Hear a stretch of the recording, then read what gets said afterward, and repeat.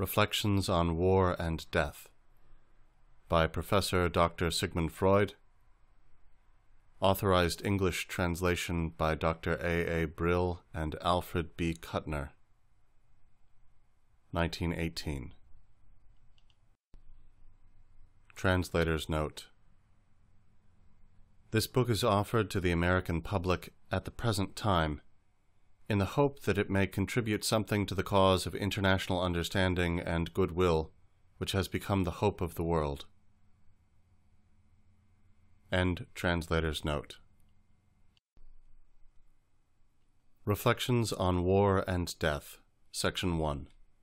The Disappointments of War.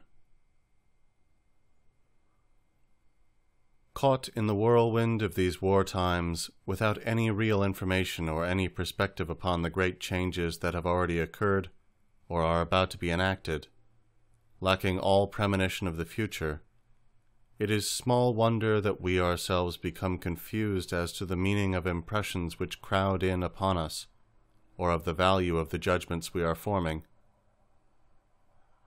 It would seem as though no event had ever destroyed so much of the precious heritage of mankind, confused so many of the clearest intellects, or so thoroughly debased what is highest. Even science has lost her dispassionate impartiality. Her deeply embittered votaries are intent upon seizing her weapons to do their share in the battle against the enemy. The anthropologist has to declare his opponent inferior and degenerate.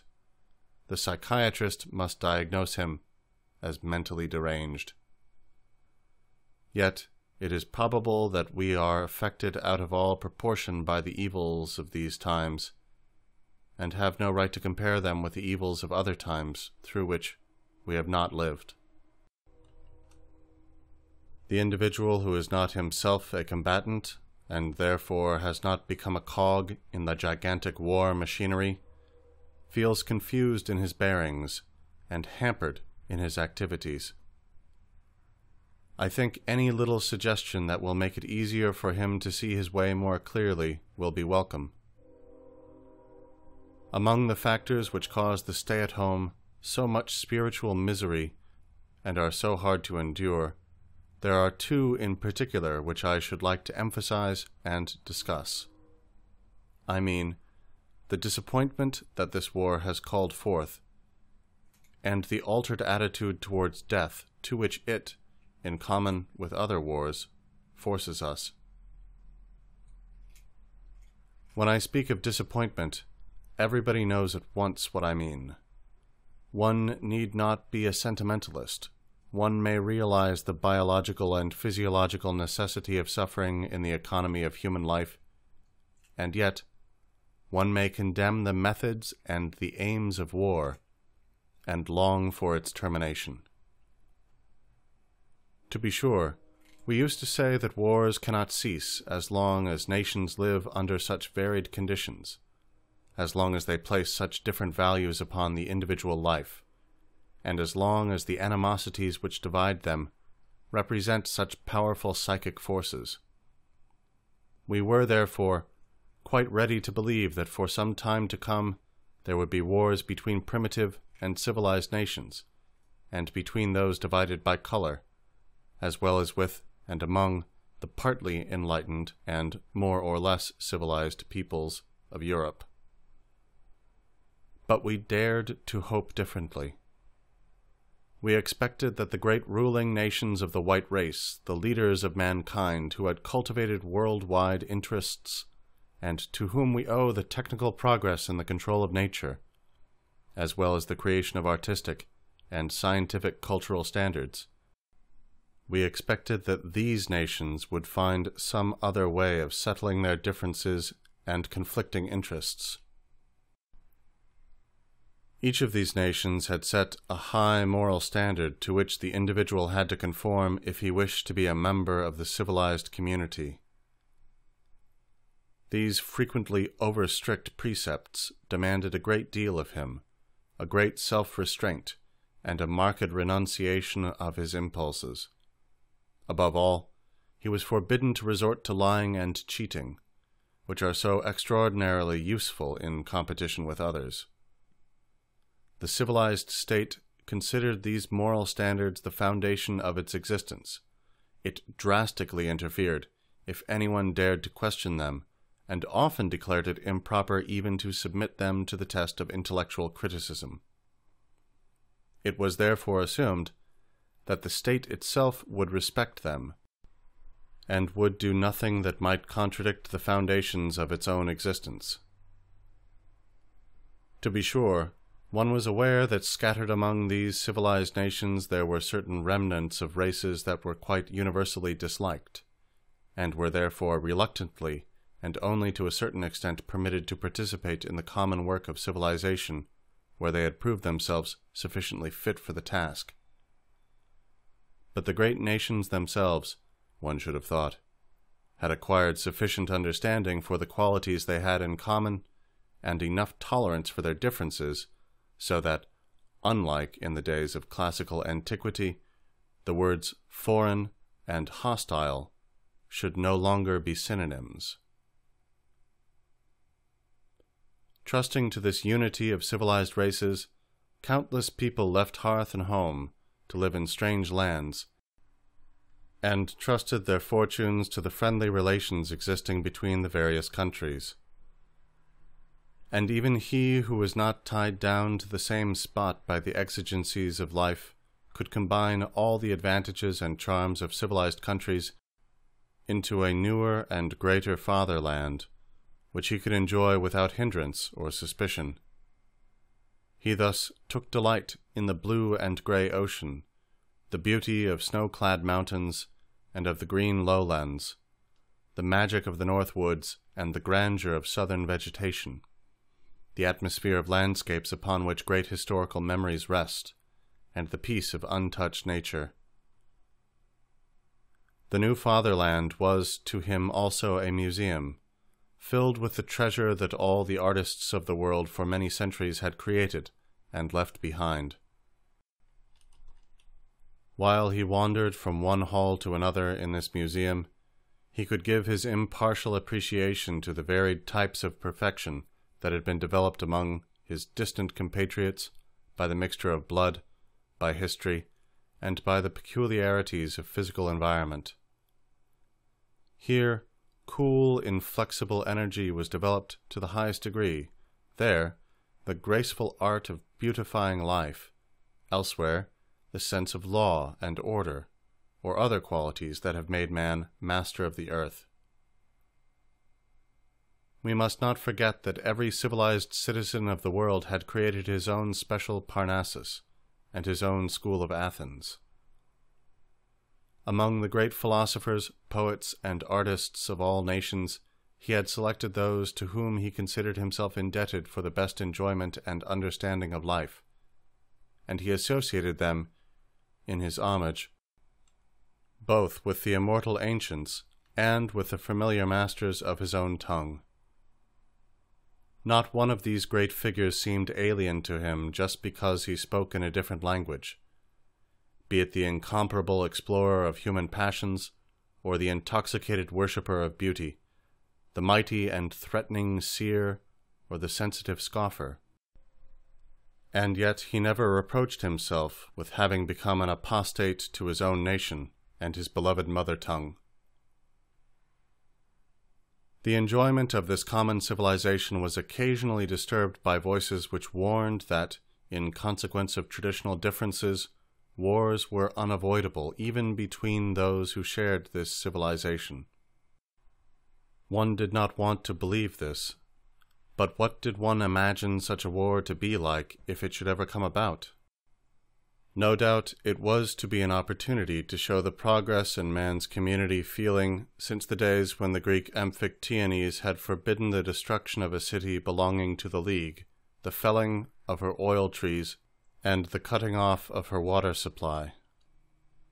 It would be a chivalrous bout of arms for the sole purpose of establishing the superiority of one side or the other, with the greatest possible avoidance of severe suffering, which could contribute nothing to the decision, with complete protection for the wounded, who must withdraw from the battle, and for the physicians and nurses who devote themselves to their care, with every consideration, of course, for non-combatants, for the women who are removed from the activities of war, and for the children who, when grown up, are to become friends and co-workers on both sides.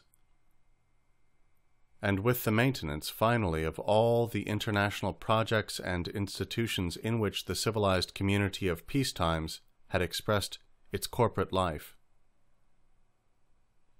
Such a war would still be horrible enough and full of burdens, but it would not have interrupted the development of ethical relations between the large human units, between nations and states.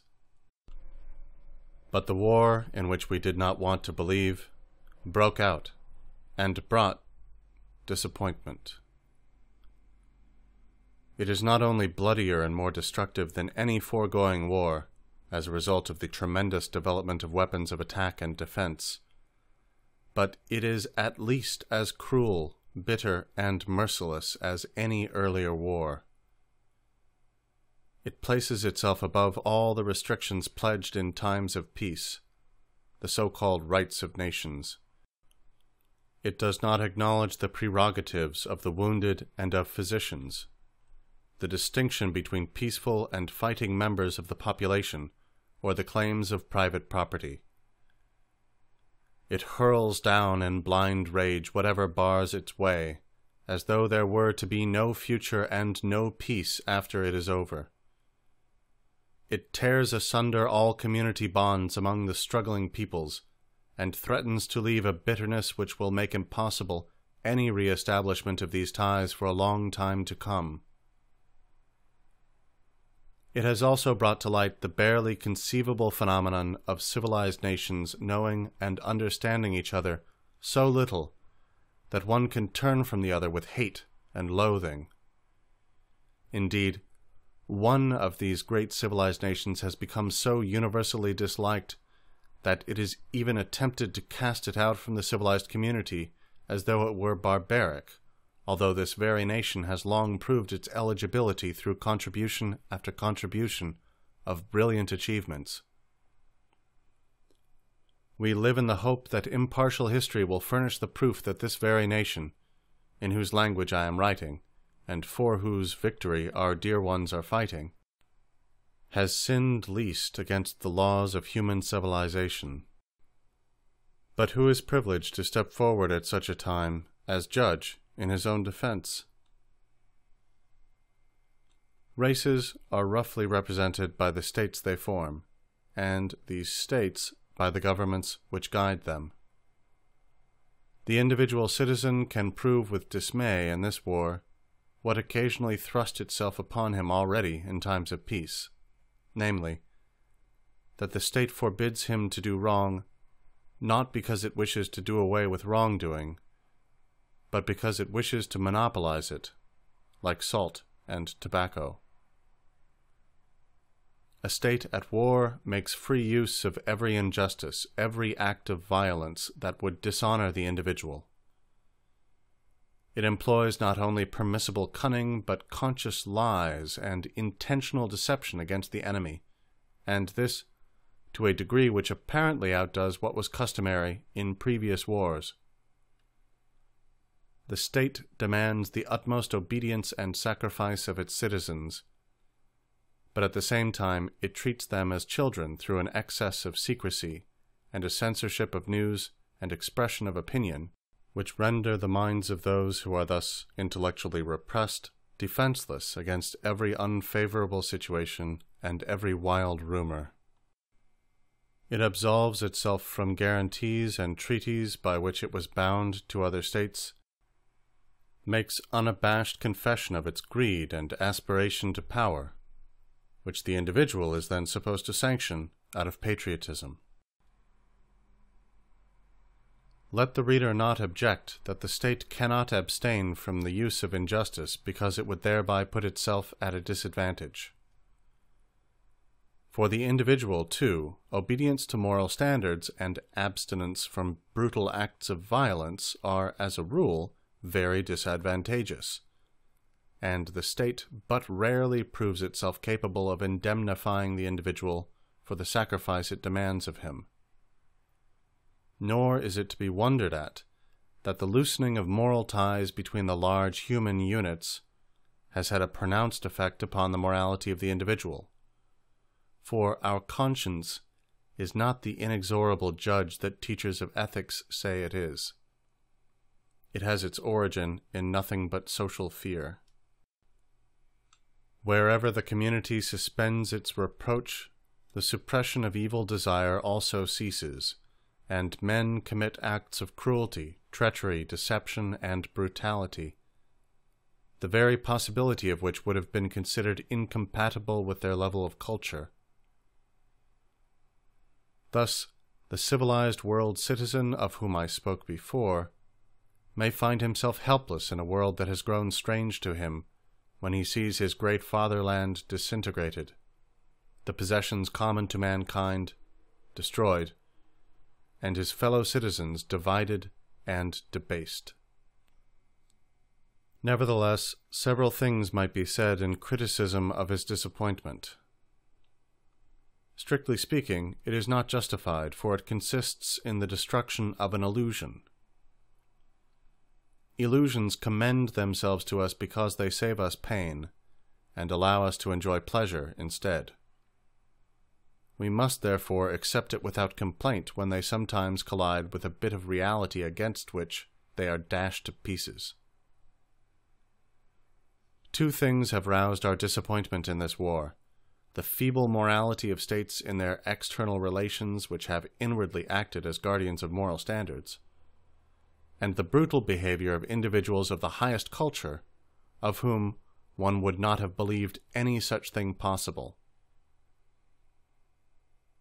Let us begin with the second point, and try to sum up the view which we wish to criticize in a single compact statement. Through what process does the individual reach a higher stage of morality?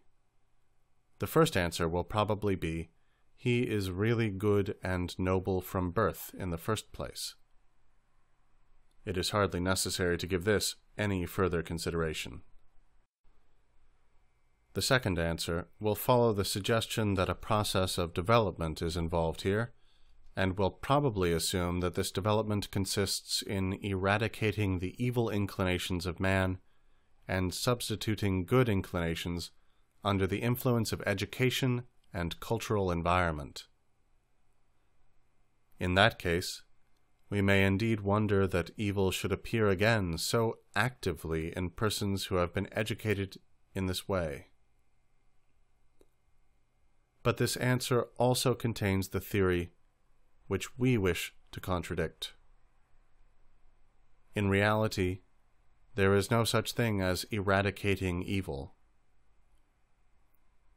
Psychological, or strictly speaking, psychoanalytic investigation proves, on the contrary, that the deepest character of man consists of impulses of an elemental kind, which are similar in all human beings, the aim of which is the gratification of certain primitive needs.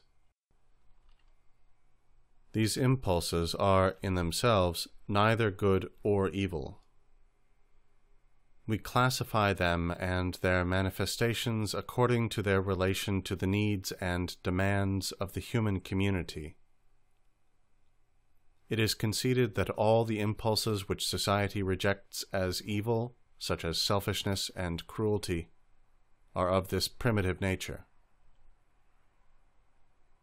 These primitive impulses go through a long process of development before they can become active in the adult.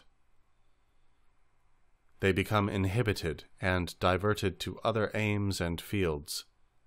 They unite with each other, change their objects, and in part turn against one's own person. The formation of reactions against certain impulses give the deceptive appearance of a change of content, as if egotism had become altruism, and cruelty had changed into sympathy. The formation of these reactions is favored by the fact that many impulses appear almost from the beginning in contrasting pairs. This is a remarkable state of affairs called the ambivalence of feeling, and is quite unknown to the layman. This feeling is best observed and grasped through the fact that intense love and intense hate occur so frequently in the same person. Psychoanalysis goes further and states that the two contrasting feelings, not infrequently, take the same person as their object. What we call the character of a person does not really emerge until the fate of all these impulses has been settled, and character, as we all know, is very inadequately defined in terms of either good or evil. Man is seldom entirely good or evil. He is good on the whole in one respect, and evil in another, or good under certain conditions, and decidedly evil under others. It is interesting to learn that the earlier infantile existence of intense bad impulses is often the necessary condition of being good in later life. The most pronounced childish egotists may become the most helpful and self-sacrificing citizens. The majority of idealists, humanitarians, and protectors of animals have developed from little sadists and animal tormentors. The transformation of evil impulses is the result of two factors operating in the same sense, one inwardly and the other outwardly. The inner factor consists in influencing the evil or selfish impulses through erotic elements, the love needs of man interpreted in the widest sense. The addition of erotic components transforms selfish impulses into social impulses. We learn to value being loved as an advantage for the sake of which we can renounce other advantages. The outer factor is the source of education, which represents the demands of the civilized environment and which is then continued through the direct influence of the cultural milieu. Civilization is based upon the renunciation of impulse gratification, and in turn demands the same renunciation of impulses from every newcomer. During the individual's life, a constant change takes place from outer to inner compulsion. The influences of civilization work through the erotic components to bring about the transformation of more and more of the selfish tendencies into altruistic and social tendencies. We may, indeed, assume that the inner compulsion which makes itself felt in the development of man was originally, that is, in the history of mankind, a purely external compulsion. Today, people bring along a certain tendency, disposition, to transform the egotistic into social impulses as a part of their hereditary organization, which then responds to further slight incentives to complete the transformation. A part of this transformation of impulse must also be made during life.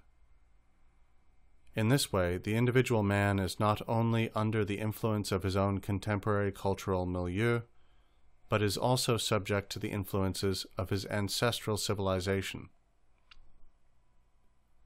If we call a person's individual capacity for transforming his egotistical impulses under the influence of love his cultural adaptability, we can say that this consists of two parts, one congenital and the other acquired, and we may add that the relation of these two to each other and to the untransformed part of the emotional life is a very variable one. In general, we are inclined to rate the congenital part too highly, and are also in danger of overvaluing the whole cultural adaptability in its relation to that part of the impulse life which has remained primitive. That is, we are misled into judging people to be better than they really are. For there is another factor which clouds our judgment and falsifies the result in favor of what we are judging. We are of course in no position to observe the impulses of another person. We deduce them from his actions and his conduct, which we trace back to motives springing from his emotional life. In a number of cases, such a conclusion is necessarily incorrect. The same actions which are good in the civilized sense may sometimes originate in noble motives, and sometimes not.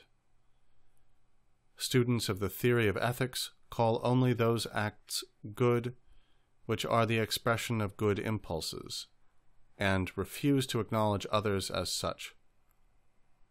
But society is on the whole guided by practical aims, and does not bother about this distinction. It is satisfied if a man adapts his conduct and his actions to the precepts of civilization, and asks little about his motives. We have heard that the outer compulsion which education and environment exercise upon a man brings about a further transformation of his impulse life for the good, the change from egotism to altruism. But this is not the necessary or regular effect of the outer compulsion. Education and environment have not only love premiums to offer, but work with profit premiums of another sort, namely, rewards and punishments. They can therefore bring it about that a person subject to their influence decides in favor of good conduct in the civilized sense, without any ennobling of impulse, or change from egotistic into altruistic inclinations. On the whole, the consequence remains the same. Only special circumstances will reveal whether the one person is always good because his impulses compel him to be so, while another person is good only insofar as this civilized behavior is of advantage to his selfish purposes. But our superficial knowledge of the individual gives us no means of distinguishing the two cases, and we shall certainly be misled by our optimism into greater overestimating the number of people who have been transformed by civilization. Civilized society, which demands good conduct and does not bother about the impulse on which it is based, has thus won over a great many people to civilized obedience, who do not thereby follow their own natures. Encouraged by this success, society has permitted itself to be misled into putting the ethical demands as high as possible, thereby forcing its members to move still further from their emotional dispositions. A continual emotional suppression is imposed upon them, the strain of which is indicated by the appearance of the most remarkable reactions and compensations. In the field of sexuality, where such suppression is most difficult to carry out, it results in reactions known as neurotic ailments. In other fields, the pressure of civilization shows no pathological results, but manifests itself in distorted characters and in the constant readiness of the inhibited impulses to enforce their gratification at any fitting opportunity. Anyone thus forced to react continually to precepts that are not the expressions of his impulses lives, psychologically speaking, above his means, and may be objectively described as a hypocrite, whether he is clearly conscious of this difference or not. It is undeniable that our contemporary civilization favors this sort of hypocrisy to an extraordinary extent. One might even venture to assert that it is built upon such a hypocrisy, and would have to undergo extensive changes if man were to undertake to live according to the psychological truth. There are, therefore, more civilized hypocrites than truly cultured persons, and one can even discuss the question whether a certain amount of civilized hypocrisy is not indispensable to maintain civilization, because the already organized cultural adaptability of the man of today would perhaps not suffice for the task of living according to the truth. On the other hand, the maintenance of civilization even on such questionable grounds offers the prospect that with every new generation a more extensive transformation of impulses will pave the way for a better civilization. These discussions have already afforded us the consolation that our mortification and painful disappointment on account of the uncivilized behavior of our fellow world citizens in this war were not justified. They rested upon an illusion to which we had succumbed. In reality, they have not sunk as deeply as we feared, because they never really rose as high as we had believed.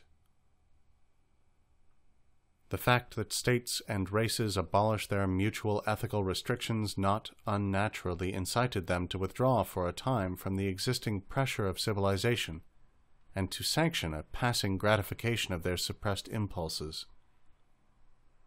In doing so, their relative morality within their own national life probably suffered no rupture. But we can still further deepen our understanding of the change which this war has brought about in our former compatriots, and at the same time take warning not to be unjust to them. For psychic evolution shows a peculiarity which is not found in any other process of development. When a town becomes a city, or a child grows into a man, town and child disappear in the city and in the man. Only memory can sketch in the old features in the new picture. In reality, the old materials and forms have been replaced by new ones. It is different in the case of psychic evolution. One can describe this unique state of affairs only by saying that every previous stage of development is preserved next to the following one from which it has evolved.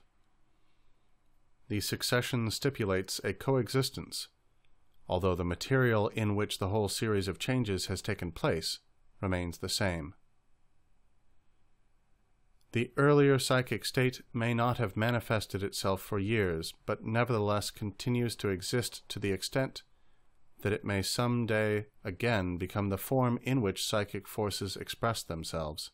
In fact, the only form, as though all subsequent developments had been annulled and made regressive. This extraordinary plasticity of psychic development is not without limits as to its direction. One can describe it as a special capacity for retrograde action or regression, for it sometimes happens that a later and higher stage of development that has been abandoned cannot be attained again. But the primitive conditions can always be reconstructed. The primitive psyche is, in the strictest sense, indestructible. The so-called mental diseases must make the impression on the layman of mental and psychic life fallen into decay. In reality, the destruction concerns only later acquisitions and developments. The nature of mental diseases consists in the return to former states of the affective life and function. An excellent example of the plasticity of the psychic life is the state of sleep, which we all court every night. Since we know how to interpret even the maddest and most confused dreams, we know that every time we go to sleep we throw aside our hard-won morality like a garment in order to put it on again in the morning. This laying bare is, of course, harmless, because we are paralyzed and condemned to inactivity by the sleeping state. Only the dream can inform us of the regression of our emotional life to an earlier stage of development. Thus, for instance, it is worthy of note that all our dreams are governed by purely egotistic motives. One of my English friends once presented this theory to a scientific meeting in America, whereupon a lady present made the remark that this might perhaps be true of Austrians, but she ventured to assert for herself and her friends that even in dreams they always felt altruistically. My friend, although himself a member of the English race, was obliged to contradict the lady energetically on the basis of his experience in dream analysis. The noble Americans are just as egotistic in their dreams as the Austrians. The transformation of impulses upon which our cultural adaptability rests can therefore also be permanently or temporarily made regressive. Without doubt, the influences of war belong to those forces which can create such regressions. We therefore need not deny cultural adaptability to all those who at present are acting in such an uncivilized manner, and may expect that the refinement of their impulses will continue in more peaceful times. But there is perhaps another symptom of our fellow citizens of the world which has caused us no less surprise and fear than this descent from former ethical heights, which has been so painful to us. I mean the lack of insight that our greatest intellectual leaders have shown, their obduracy, their inaccessibility to the most impressive arguments, their uncritical credulity concerning the most contestable assertions. This certainly presents a sad picture, and I wish expressly to emphasize that I am by no means a blinded partisan who finds all the intellectual mistakes on one side. But this phenomenon is more easily explained, and far less serious than the one which we have just considered. Students of human nature and philosophers have long ago taught us that we do wrong to value our intelligence as an independent force, and to overlook its dependence upon our emotional life. According to their view, our intellect can work reliably only when it is removed from the influence of powerful incitements. Otherwise it acts simply as an instrument at the beck and call of our will, and delivers the results which the will demands. Logical argumentation is therefore powerless against affective interests. That is why arguing with reasons, which, according to Falstaff, are as common as blackberries, are so fruitless where our interests are concerned. Whenever possible, psychoanalytic experience has driven home this assertion. It is in a position to prove every day that the cleverest people suddenly behave as unintelligently as defectives as soon as their understanding encounters emotional resistance, but that they regain their intelligence completely as soon as this resistance has been overcome. This blindness to logic, which this war has so frequently conjured up in just our best fellow citizens, is therefore a secondary phenomenon, the result of emotional excitement and destined, we hope, to disappear simultaneously with it. If we have thus come to a fresh understanding of our estranged fellow citizens, we can more easily bear the disappointment which nations have caused us, for of them we must only make demands of a far more modest nature. They are perhaps repeating the development of the individual, and at the present day still exhibit very primitive stages of development with a correspondingly slow progress towards the formation of higher unities.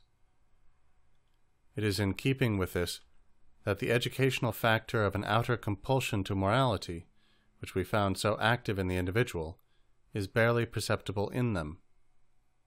We had indeed hoped that the wonderful community of interests, established by intercourse and the exchange of products, would result in the beginning of such a compulsion. But it seems that nations obey their passions of the moment far more than their interests. At most, they make use of their interests to justify the gratification of their passions.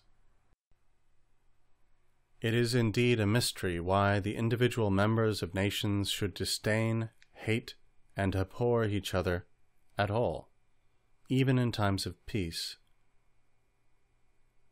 I do not know why it is.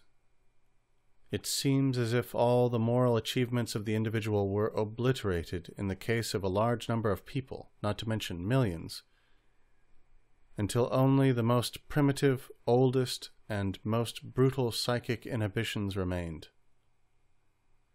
Perhaps only later developments will succeed in changing these lamentable conditions, but a little more truthfulness and straightforward dealing on all sides, both in the relation of people towards each other and between themselves and those who govern them, might smooth the way for such a change.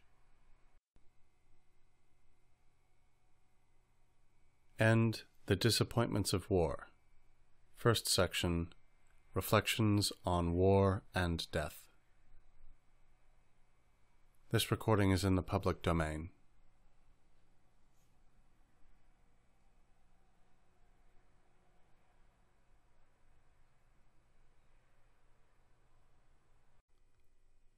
Section 2. Our Attitude Towards Death.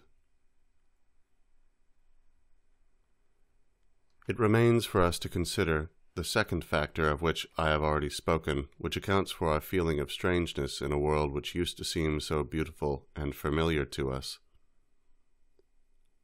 I refer to the disturbance in our former attitude towards death. Our attitude had not been a sincere one. To listen to us, we were, of course, prepared to maintain that death is the necessary termination of life, that every one of us owes nature his death, and must be prepared to pay his debt.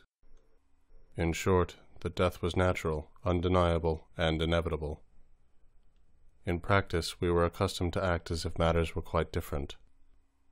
We have shown an unmistakable tendency to put death aside, to eliminate it from life. We have attempted to hush it up. In fact, we have the proverb, to think of something as of death. Of course, we meant our own death.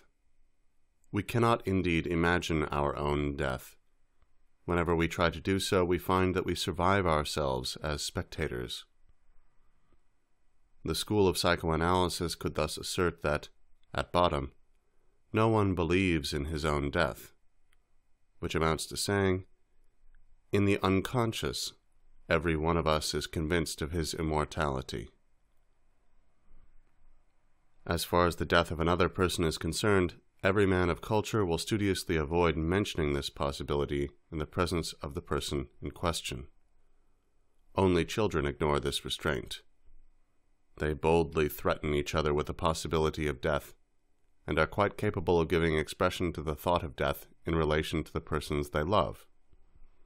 As, for instance, "Dear Mama, when unfortunately you are dead, I shall do so-and-so." The civilized adult also likes to avoid entertaining the thought of another's death, lest he seem harsh or unkind, unless his profession as a physician or a lawyer brings up the question. Least of all would he permit himself to think of somebody's death if this event is connected with a gain of freedom, wealth, or position. Death is, of course, not deferred through our sensitiveness on the subject, and when it occurs we are always deeply affected, as if our expectations had been shattered.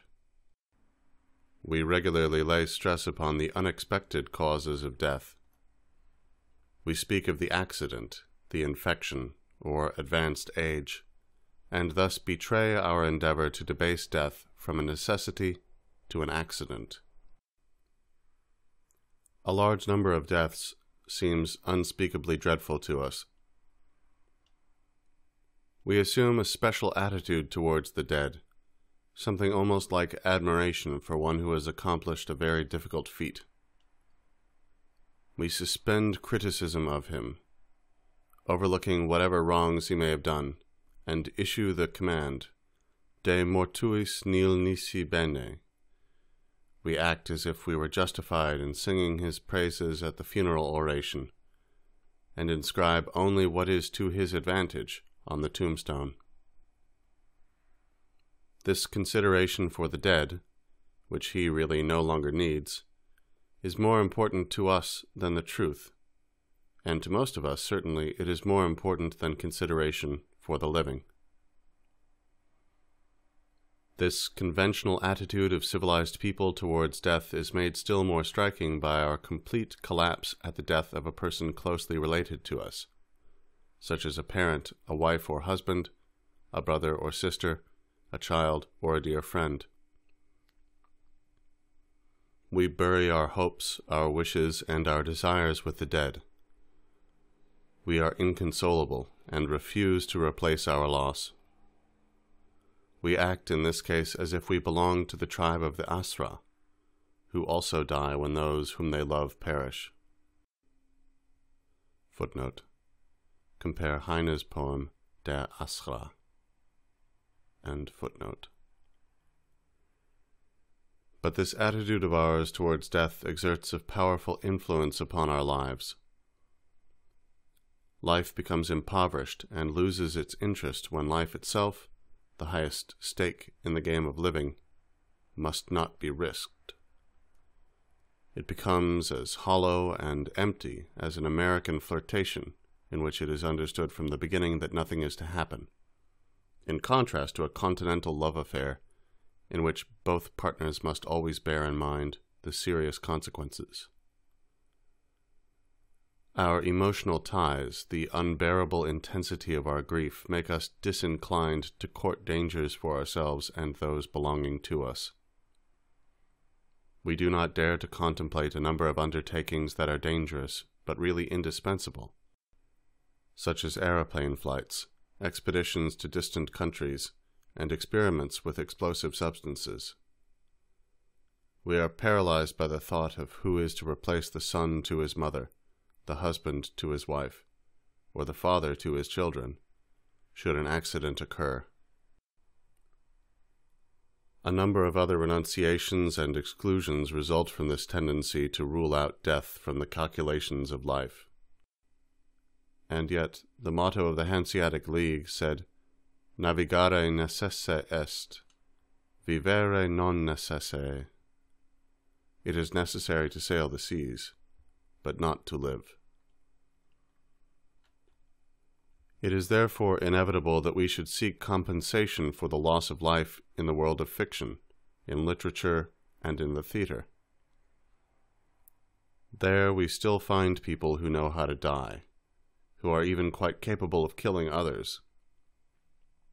There alone the condition for reconciling ourselves to death is fulfilled. Namely, if beneath all the vicissitudes of life, a permanent life still remains to us. It is really too sad that it may happen in life as in chess, where a false move can force us to lose the game, but with this difference, that we cannot begin a return match. In the realm of fiction we find the many lives in one for which we crave. We die in identification with a certain hero, and yet we outlive him, and, quite unharmed, are prepared to die again with the next hero. It is obvious that the war must brush aside this conventional treatment of death. Death is no longer to be denied. We are compelled to believe in it. People really die, and no longer one by one, but in large numbers, often 10,000 in one day. It is no longer an accident. Of course, it still seems accidental whether a particular bullet strikes this man or that, but the survivor may easily be struck down by a second bullet, and the accumulation of deaths ends the impression of accident. Life has indeed become interesting again. It has once more received its full significance. Let us make a division here, and separate those who risk their lives in battle from those who remain at home, where they can only expect to lose one of their loved ones through injury, illness, or infection. It would certainly be very interesting to study the changes in the psychology of combatants, but I know too little about this. We must stick to the second group, to which we ourselves belong.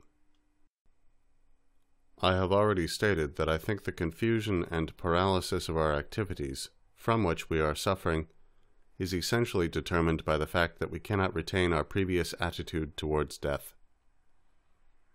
Perhaps it will help us to direct our psychological investigation to two other attitudes towards death, one of which we may ascribe to primitive man, while the other is still preserved, though invisible to our consciousness, in the deeper layers of our psychic life.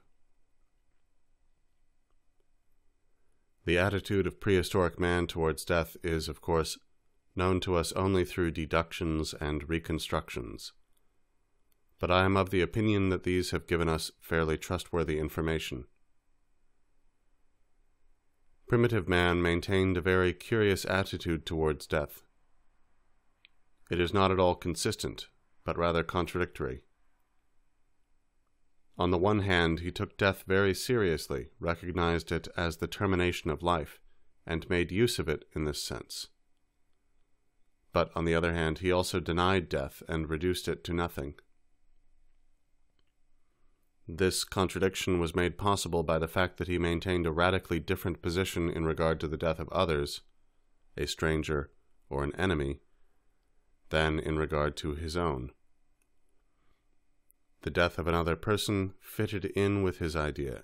It signified the annihilation of the hated one, and primitive man had no scruples against bringing it about.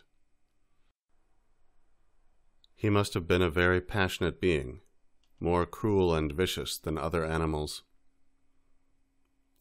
He liked to kill, and did it as a matter of course. Nor need we attribute to him the instinct which restrains other animals from killing and devouring their own species. As a matter of fact, the primitive history of mankind is filled with murder.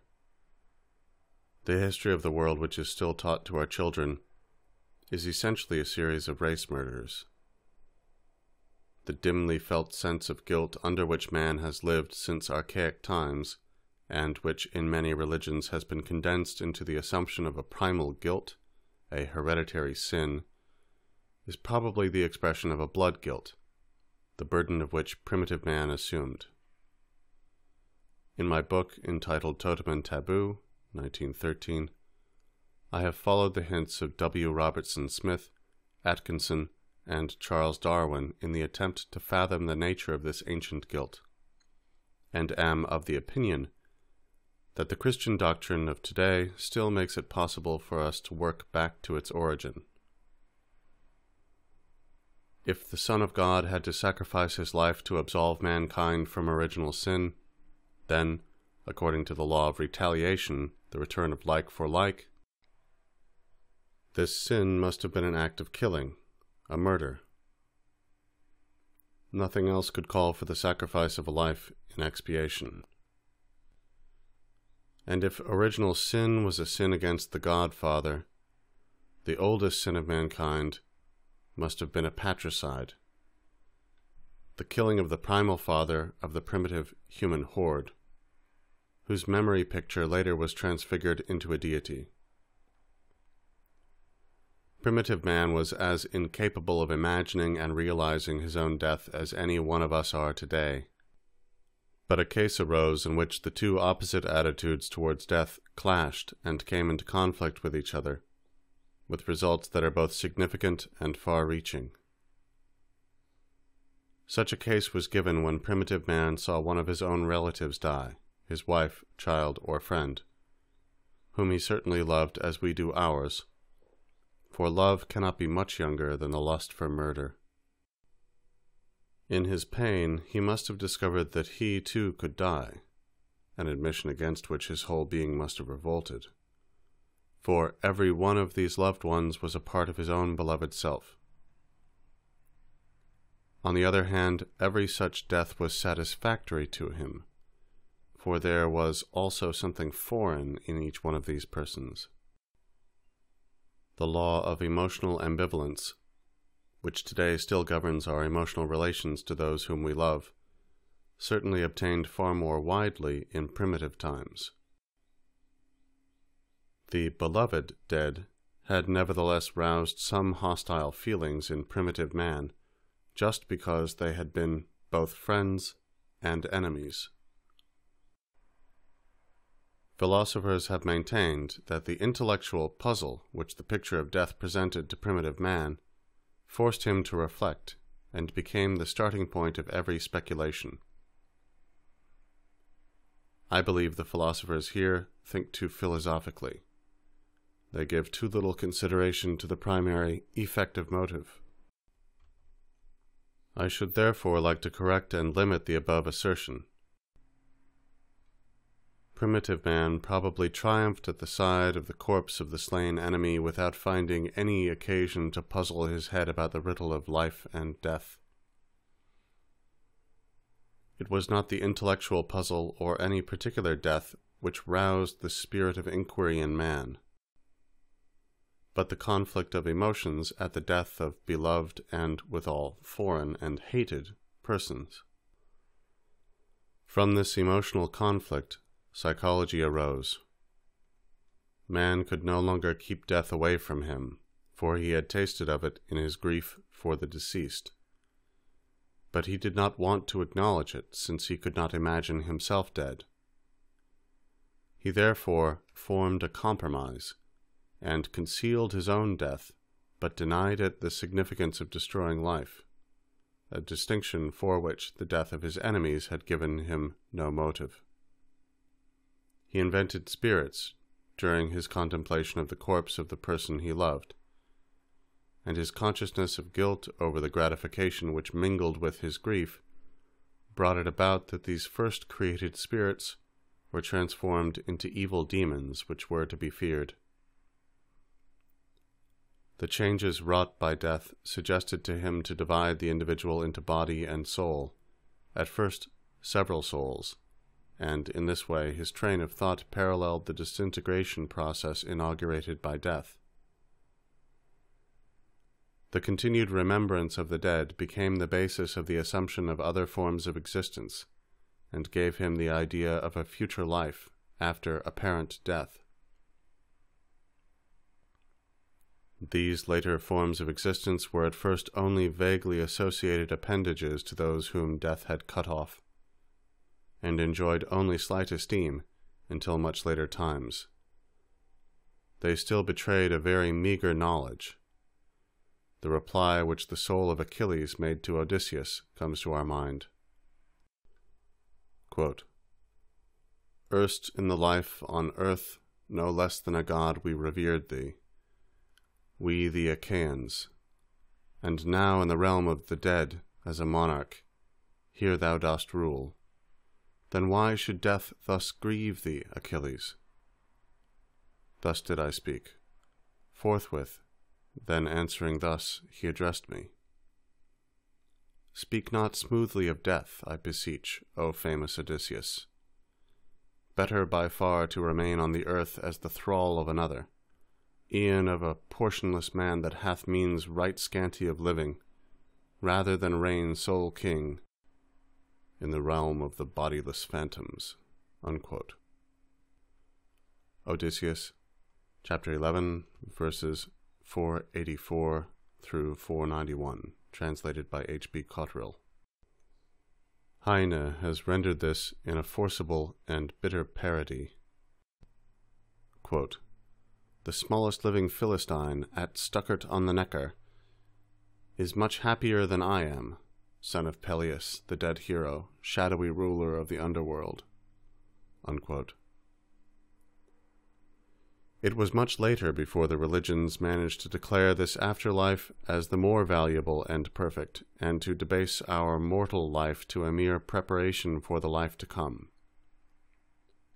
It was then only logical to prolong our existence into the past, and to invent former existences, transmigrations of souls and reincarnations, all with the object of depriving death of its meaning as the termination of life. It was as early as this that the denial of death, which we described as the product of conventional culture, originated. Contemplation of the corpse of the person loved gave birth not only to the theory of the soul, the belief in immortality, and implanted the deep roots of the human sense of guilt, but it also created the first ethical laws, The first and most important prohibition of the awakening conscience declared, "Thou shalt not kill." This arose as a reaction against the gratification of hate for the beloved dead, which is concealed behind grief, and was gradually extended to the unloved stranger, and finally also to the enemy. Civilized man no longer feels this way in regard to killing enemies. When the fierce struggle of this war will have reached a decision, every victorious warrior will joyfully and without delay return home to his wife and children, undisturbed by thoughts of the enemy he has killed either at close quarters or with weapons operating at a distance. It is worthy of note that the primitive races which still inhabit the earth, and who are certainly closer to primitive man than we, act differently in this respect, or have so acted as long as they did not yet feel the influence of our civilization. The savage, such as the Australian, the Bushman, or the inhabitant of Terra del Fuego, is by no means a remorseless murderer. When he returns home as victor from the war path, he is not allowed to enter his village or touch his wife until he has expiated his war murders through lengthy and often painful penances. The explanation for this is, of course, related to his superstition. The savage fears the avenging spirit of the slain. But the spirits of the fallen enemy are nothing but the expression of his evil conscience over his blood guilt. Behind this superstition there lies concealed a bit of ethical delicacy of feeling which has been lost to us civilized beings. Pious souls who would like to think us removed from contact with what is evil and mean will surely not fail to draw satisfactory conclusions in regard to the strength of the ethical impulses which have been implanted in us from these early and forcible murder prohibitions. Unfortunately, this argument proves even more for the opposite contention. Such a powerful inhibition can only be directed against an equally strong impulse.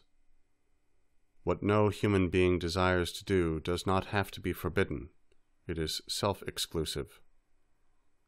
The very emphasis of the commandment, "Thou shalt not kill," makes it certain that we are descended from an endlessly long chain of generations of murderers, whose love of murder was in their blood as it is perhaps also in ours.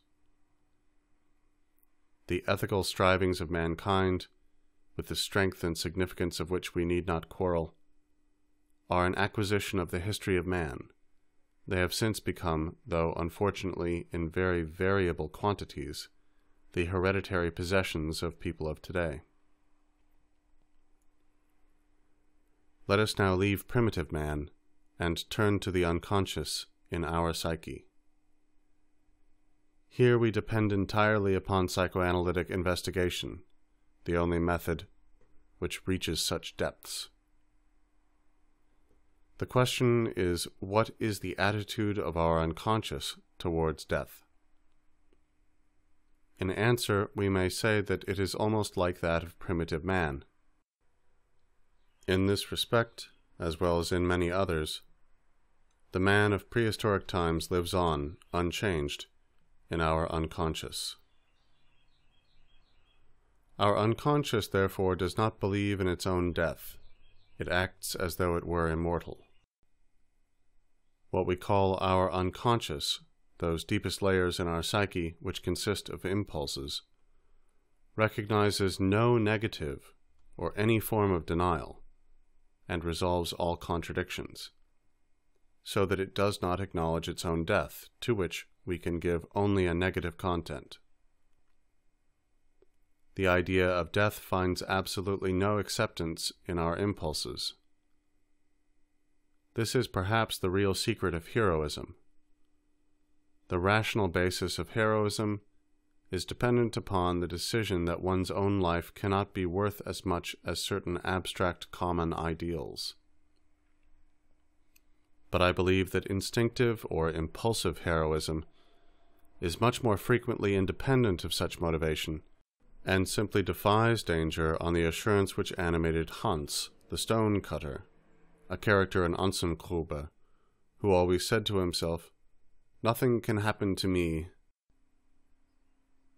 Or that motivation only serves to clear away the hesitations which might restrain the corresponding heroic reaction in the unconscious.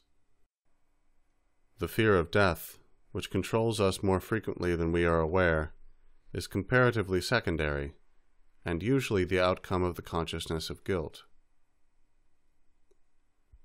On the other hand, we recognize the death of strangers and of enemies, and sentence them to it just as willingly and unhesitatingly as primitive man. Here there is indeed a distinction which becomes decisive in practice. Our unconscious does not carry out the killing, it only thinks and wishes it.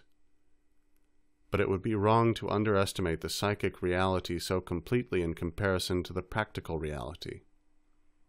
It is really important, and full of serious consequences. In our unconscious, we daily and hourly do away with all those who stand in our way, all those who have insulted or harmed us. The expression, "the devil take him," which so frequently crosses our lips in the form of an ill-humored jest, but by which we really intend to say, "death take him," is a serious and forceful death wish in our unconscious. Indeed, our unconscious murders even for trifles.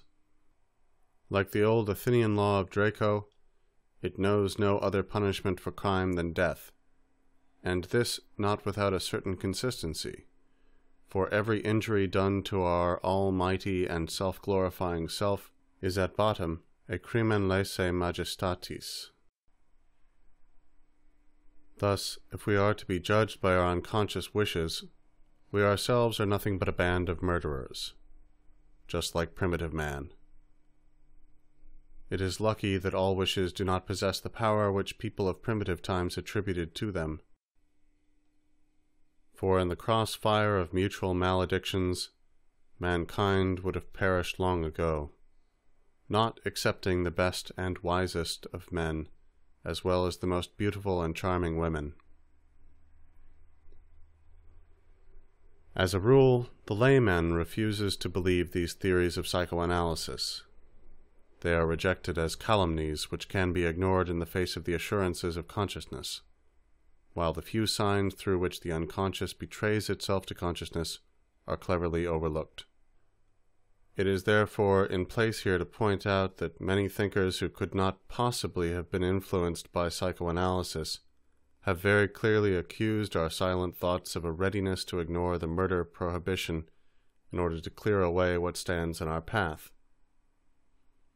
Instead of quoting many examples, I have chosen one which is very famous. In his novel, Père Goriot, Balzac refers to a place in the works of Jean-Jacques Rousseau where this author asks the reader what he would do if, without leaving Paris, and, of course, without being discovered, he could kill an old mandarin in Peking, with great profit to himself, by a mere act of the will. He makes it possible for us to guess that he does not consider the life of this dignitary very secure. To kill your mandarin has become proverbial for this secret readiness to kill, even on the part of people of today. There are also a number of cynical jokes and anecdotes which bear witness to the same effect, such as the remark attributed to the husband, "If one of us dies, I shall move to Paris."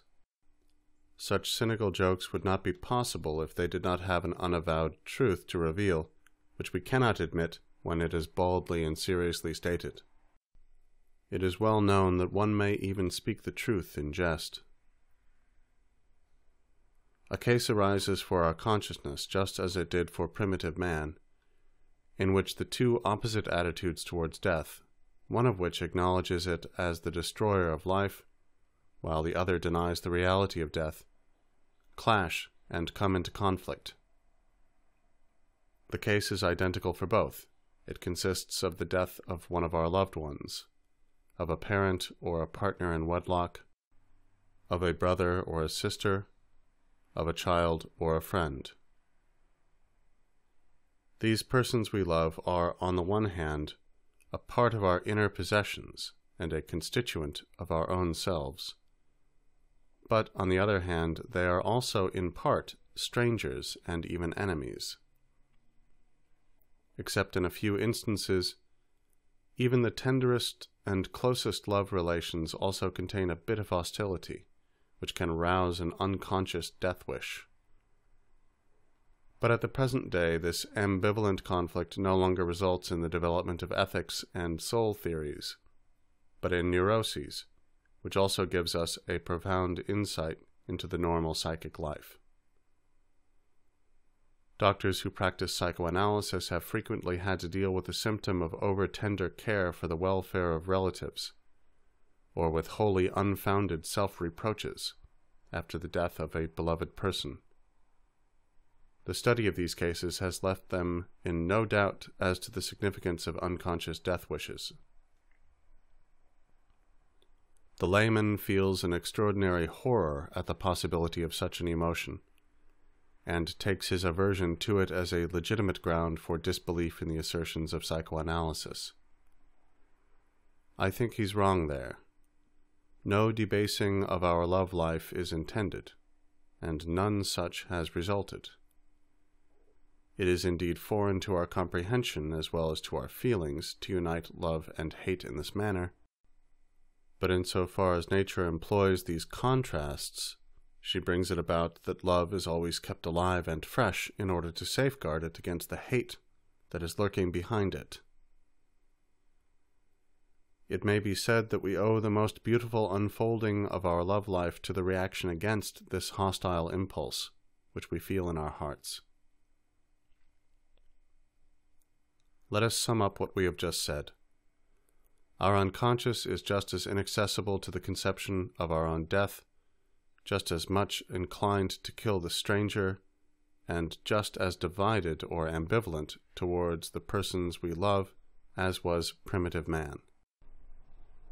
But how far we are removed from this primitive state in our conventionally civilized attitude towards death. It is easy to see how war enters into this disunity. War strips off the later deposits of civilization, and allows the primitive man in us to reappear. It forces us again to be heroes who cannot believe in their own death. It stamps all strangers as enemies whose death we ought to cause or wish. It counsels us to rise above the death of those whom we love. But war cannot be abolished. As long as the conditions of existence among races are so varied, and the repulsions between them are so vehement, there will have to be wars. The question then arises whether we shall be the ones to yield and adapt ourselves to it. Shall we not admit that in our civilized attitude towards death, we have again lived psychologically beyond our means?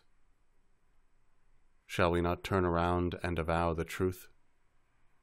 Were it not better to give death the place to which it is entitled, both in reality and in our thoughts, and to reveal a little more of our unconscious attitude towards death which, up to now, we have so carefully suppressed? This may not appear a very high achievement, and in some respects rather a step backwards, a kind of regression, but at least it has the advantage of taking the truth into account a little more, and of making life more bearable again. To bear life remains, after all, the first duty of the living.